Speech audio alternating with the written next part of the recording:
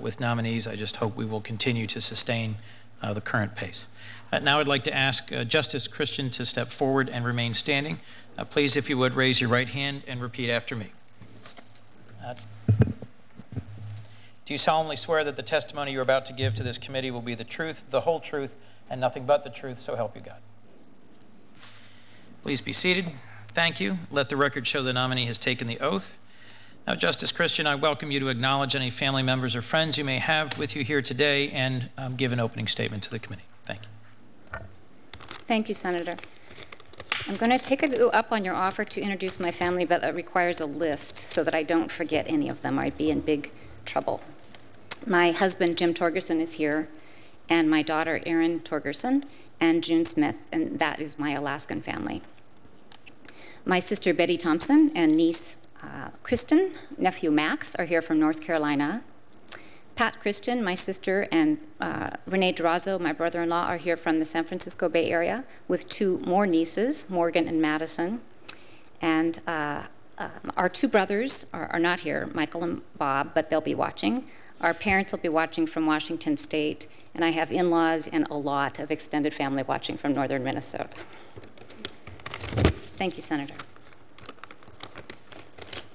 I don't have an opening statement, Senator. I know you're all very busy. I just want to thank you very much for this hearing. And of course, I'd like to thank the President for nominating me. Thank you, Justice. Then my inclination is to begin with 5-minute rounds and for us to proceed with questioning. Justice Christen, could you begin by describing your judicial philosophy for us? Sure. Senator, I really believe that my job is all about public service. And the way my branch serves the public is to decide cases according to the rule of law, not according to how we would like the law to be or according to our personal views. I believe that we have an absolute obligation to provide a fair and impartial forum for litigants, to always be mindful of the separation of powers and of the importance of judicial restraint. And I would say also that I think it is always incumbent upon judicial officers to make sure that they set the tone so that all litigants are always treated with courtesy and respect. You mentioned judicial restraint. Can you give us an example or two of cases where you were called upon to exercise judicial restraint, and talk to us about how challenging or uplifting that might have been and what the outcome was? Sure. When I talk about judicial restraint, I'm speaking of the need to decide just the case or controversy before the court and nothing more. We're human beings, of course, but we're called upon to view the facts and view the law and rule just on the controversy that's before us. So one example of that might be Brown versus LDG, which is a case that I decided when I was a Superior Court judge. The case involved a woman who was killed, and she left a couple of young sons behind. There had been a lot of controversy in Alaska over the tort reform statute in our state. I think as is true in many states. We were no exception. But the question before me in that case was not about the pros and cons of tort reform. The question was really whether the legislature's cap on non-economic damages was constitutional. That was the issue. And in my judgment, it was, and I upheld that statute. That might be an example that would speak to your question. In your view, Justice, how would your job as the judge of an intermediate appellate court differ from your previous experience as a trial court and differ from being a Supreme Court justice? And how have the skills that you've developed in your various roles, me, in different state benches, translate to your responsibilities as a Ninth Circuit judge? Well, I certainly think there's some different substantive areas, Senator. There's no question that there are different substantive areas. The work that I did in the trial court, I think, will be invaluable to me because as an appellate court judge, I know what it takes to create that record, and I know how to find things in the record, and that has been incredibly valuable to me as I made the transition from the trial court to the state Supreme Court. I now have a full-time docket, of course, of appellate court work, and that in and of itself is a big transition. because of course there are different standards of review, and it's an entirely different analysis in that sense. We don't retry the facts, certainly. And I've also made the transition from being a single judge court to being one of 5 on a multi-judge court, which is another very significant difference. I think one of the challenges will be that the Ninth Circuit is enormous, and there's a lot of travel time involved, and I think we'll have to work very hard to know my colleagues, because I think it's terribly important to have collegial relationships with all colleagues, not just because that's nice, but it is, but because I believe that courts function better and the work product is better if we know each other well. There's more tugging, pushing and pulling on those decisions, and we give each other more leeway to do that and generate a better work product if we know each other. And I think that's something we'd have to work at, given that there's so few judges over such a vast distance. I hope that's not a sign. Yes. I think that was a thunderstorm outside. Okay, all right. Maybe it was a resolution of the debt ceiling, who knows? As a circuit court judge, last question for me, how would you see your role in ensuring fair access to the courts and to justice? It's a quite different role than a state judge, but I think all of us who have any connection with the justice system still need to have some concerns about access. How would you see your role as a Ninth Circuit judge in that? Well, I'm always a little suspicious of people who haven't served on a court giving advice to that court about how it ought to be done. Yep. So the first thing I'd like to say, and I'm going to answer your question, of course, but the first thing I'd like to say is I would first want to hear from the professional staff and the judges on the Ninth Circuit, and because I know they've worked at this very hard already. My experience in the trial court might go to your question, because Alaska, of course, is huge, and there's only 700,000 people sprinkled throughout that state.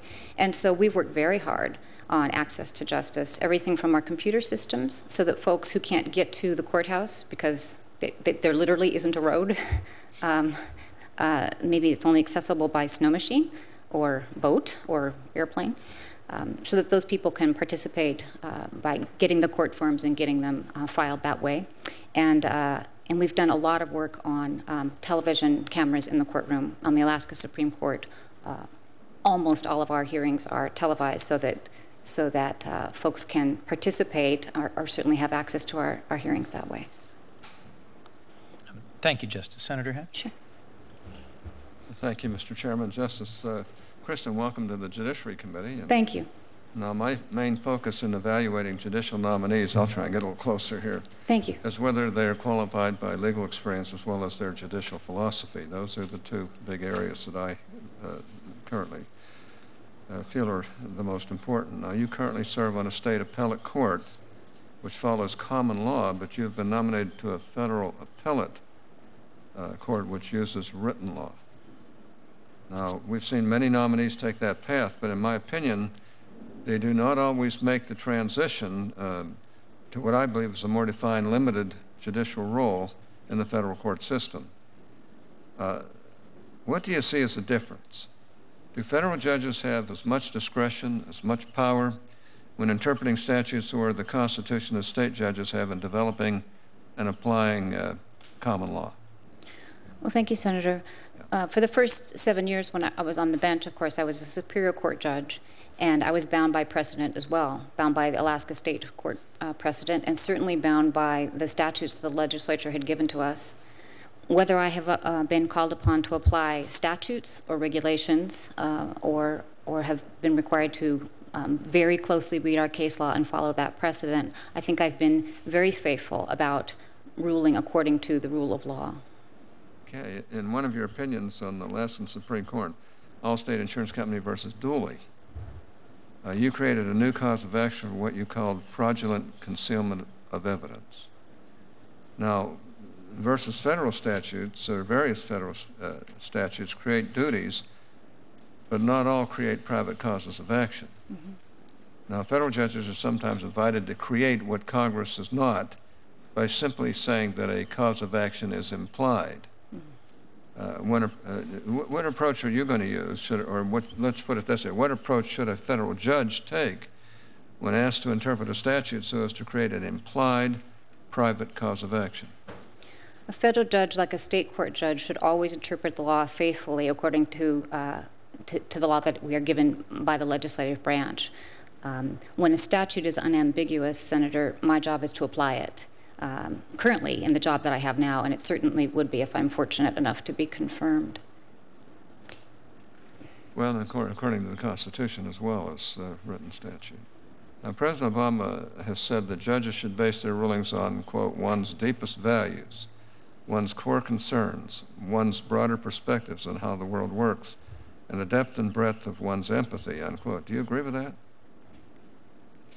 I believe that judges have an obligation to rule based on the rule of law, and that's what I have done for 9.5 years. I think I have that track record, Senator. I don't think that empathy plays any role in determining what the rule of law is or in how we apply the rule of law.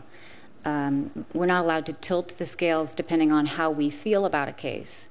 But I believe that there are life lessons that we've all learned that are very important that judges retain and take with them to the bench. By that, I mean that I think it's very important that we're always mindful that there are real people on the receiving end of our orders, and very often there are people's lives on hold or their businesses are on hold waiting for our decisions. That's why it matters very much that our work is timely, for example. Federal judges interpret and apply written law to decide cases. Now, interpreting the Constitution or statutes requires determining what their words mean. Yes.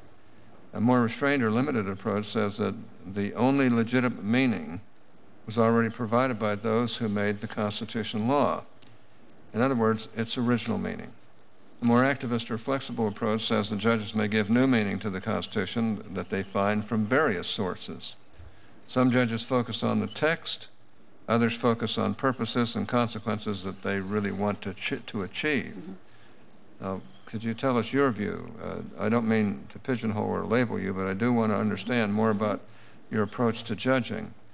Which approach is more consistent with what you believe is the power and proper role of federal judges? Thank you. What I've learned is that people, even judges, mean really different things by those phrases and terms, Senator, and so I try to avoid using them.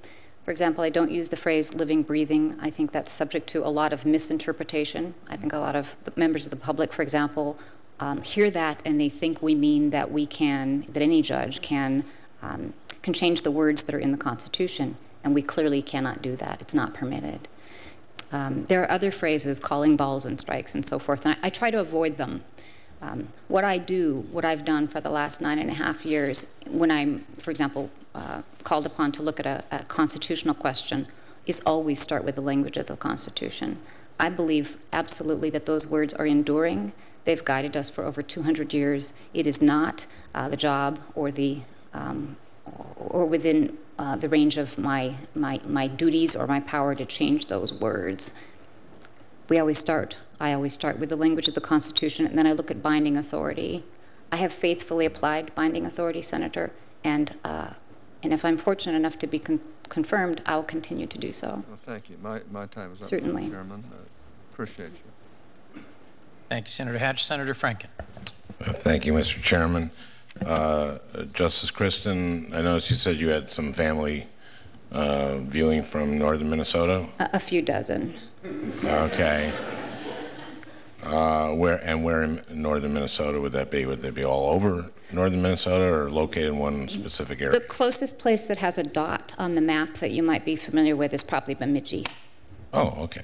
Okay, well, you know, Senator Begich has family on the Iron Range. Maybe, well, I guess you didn't know that. I guess he didn't prepare you. Are you going to tell him? Yes, I've just told you. Okay, thank you. I noticed, well, anyway, hello to all your family. Thank you. They should be very proud.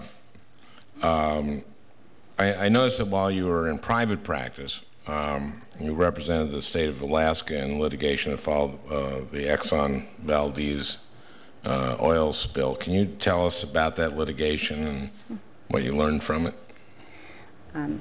What I learned from that litigation was what it's like to work on a very large litigation team with many different moving parts, that's for sure. My particular part was small. There were just a few of us working on the liability portion of the case for the state of Alaska. That's where I fit in. And to be very specific, my job in the early years of that case, because it did extend for many years, but for the first couple of years, my job was focused on compiling the most accurate record I could of the timeline of events 24 hours before the grounding of the tanker and 24 hours after the grounding of the tanker. I also worked on the, because I was part of the litigation team, I worked on the summary judgment motion, which established liability. Okay. And leading up to that, there was some drinking involved, was there? Not by the litigation team. I'll do the jokes. I kind of like yours better. I want you to. I'm afraid you lost a vote. Well, let me retract that. Thank you, Senator Hatch. Okay, and I have empathy, so I won't vote for you. Speaking of which, I noticed that because this is interesting, because I on this empathy question, which we hear over and over and over again, and I agree that you have to decide on the law, and that certainly the way you feel. But I noticed that you said that you have to apply certain life lessons. And so you answered, to me you answered with a little nuance, which actually I find a little refreshing, because I think empathy sometimes is confused with sympathy. Yes. And empathy simply means understanding human beings. And I think that the experience of a judge is whether, no matter how the judge tries to factor that out, the experience of a judge has something to do with how they're a judge. Do you agree or not? The experience of a judge has something to do with life how they are. experience can't but help but have, I mean, otherwise we just have judges that were like in a bubble. I mean, like, that would be the ideal way to raise a judge, although then they'd have to recuse themselves on cases that involve people who lived in bubbles. And your question is? Could you comment on that? I can try. I agree with you that people sometimes confuse empathy with sympathy, and there's an important distinction to be made there, Senator. I meant what I said when I talked about interpreting the rule of law, and we don't get to tilt that scale based upon how we feel. Mm-hmm. But we're not robots. And in our system, in our country, we don't leave judging to an Excel spreadsheet or to robots, certainly. I also meant what I said about believing very firmly that it's so important, and I trained judges in the trial court that those life lessons mean a lot. Absolutely, we need to always remember who's on the receiving end of those orders. It matters very much, for some of the reasons that I mentioned earlier. Thank you. You seem eminently qualified, and everyone in your family should be very proud of you. And thank you. And thank you very much. Thank you. Thank you, Mr. Chairman. Thank you, Senator Franken. Are there any further questions by members of today's panel? No, sir. I intend to support you, so thank you, Senator. Follow up on that, okay? Thank you. If there's no further questions, I'll hold the record open for a week for members of the committee who may not have been able to join us due to their schedules, but may wish to submit questions. And again, Justice, I want to particularly thank you and your whole family for joining us here today, congratulate you on your nomination, and wish you all the best. I am confident that you will serve admirably and thoughtfully as a member of the Ninth Circuit. And Justice Christen, as you and your friends and family are departing, I'd like to invite the next panel to come forward and join us. Thank you very much, Justice Christen. Can I take a moment and go to the mat? Yes.